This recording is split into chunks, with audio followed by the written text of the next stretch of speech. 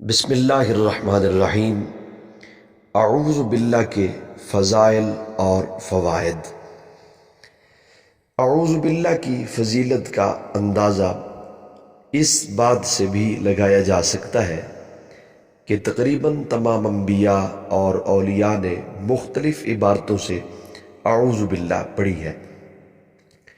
چنانچہ حضرت نوح علیہ السلام نے عرض کیا، انی اعوذ بک ان اسألک ما لیس لی بہ علم۔ حضرت یوسف علیہ السلام نے زلیخا سے ارشاد فرمایا، معاذ اللہ انہ ربی، اور اپنے بھائیوں سے فرمایا، معاذ اللہ ان نأخذ الا من وجدنا۔ حضرت موسیٰ علیہ السلام نے اپنی قوم سے فرمایا، اعوذ باللہ ان اکون من الجاہلین، اور فرمایا، انی عذت بربی وربکم ان ترجمون۔ حضرت مریم رضی اللہ تعالی عنہا کی والدہ نے بارگاہ الہی میں عرض کیا، انی اعیذھا بک وذریتھا من الشیطان الرجیم۔ اور حضرت مریم رضی اللہ تعالی عنہا نے حضرت جبرائیل امین کو مرد کی شکل میں دیکھ کر فرمایا، انی اعوذ بالرحمن منک۔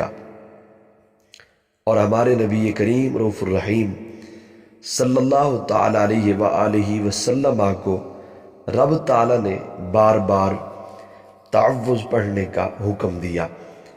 کہیں فرمایا، قل ربی اعوذ بک من ہمزات الشیاطین، کہیں فرمایا فاستعذ باللہ، کہیں فرمایا قل اعوذ برب الفلق، اور کہیں فرمایا قل اعوذ برب الناس۔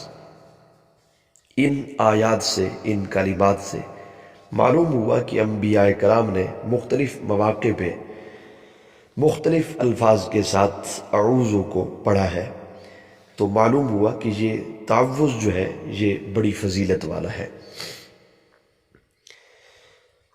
تعوذ یعنی اعوذ باللہ پڑھنے کے جو فوائد ہیں، ان میں سے ایک فائدہ ایک حدیث پاک سے معلوم ہوتا ہے۔ چنانچہ ایک شخص پر غصہ بہت وارد تھا اور منہ سے جھاگ نکل رہے تھے۔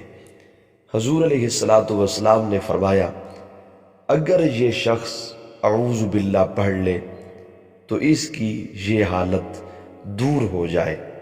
معلوم ہوا کہ اعوذ پڑھنے سے غصہ دور ہو جاتا ہے، جو 1000 گناہوں کی جڑ ہے۔ بستان التفسیر کے اندر موجود ہے کہ حضور علیہ السلام نے فرمایا، جو شخص روزانہ 10 بار اعوذ باللہ پڑھ لیا کرے، حق تعالی اس پر ایک فرشتہ مقرر فرما دیتا ہے جو کہ اس کو شیطان سے بچاتا ہے۔ تفسیر روح البیان کے اندر موجود ہے، حضرت حسن رضی اللہ تعالی عنہ فرماتے ہیں کہ جو حضور قلب کے ساتھ اعوذ باللہ پڑھے تو اللہ تعالی اس کے اور شیطان کے درمیان 300 پردے حائل فرما دیتا ہے۔